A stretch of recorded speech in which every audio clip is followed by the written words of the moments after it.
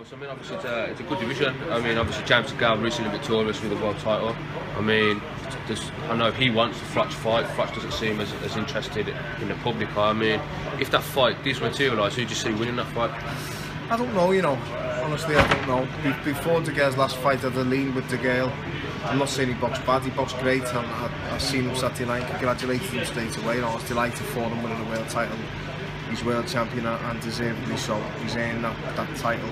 Styles make fights, I've said this time and again. He has got a style that's all wrong for Froch. The way he switched off in the middle rounds the other day, he couldn't afford to do that against someone like Froch. But then, it's if Froch wants to come back and fight. You know, he's a wealthy man, he's done well. He's had a great career.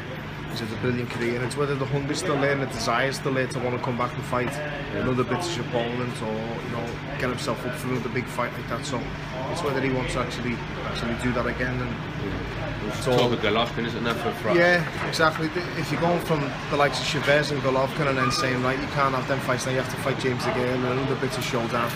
Not that James DeGale's a drop down in any means, but by any means, but he's got his heart set on them big mega fights in Vegas and everything else, so I don't think he'll want to fight in Britain against the Brit. Yeah, I mean, if Golovkin does move up and face Froch, I mean, there's talk about will he carry the power up, how will Froch handle the power? I mean, who do you think is the favourite in that fight? I don't know. There's too many what ifs if it starts, you know, but you probably have to side with Golovkin as favourite in any fight apart from Mayweather, and even then, you know, you'd be hard pushed to find someone, especially if it was at 160. Personally, you know, you'd have to probably edge towards Golovkin at 160, in my opinion. Anyway, I think I'd have to, because I think his power, Mayweather's class, Mayweather's unbelievable. He's the best fighter out there, but I think a step to 160 against a puncher like Golovkin would be too much. All he'd need would be one shot, I think, and he would get it within the 12 rounds.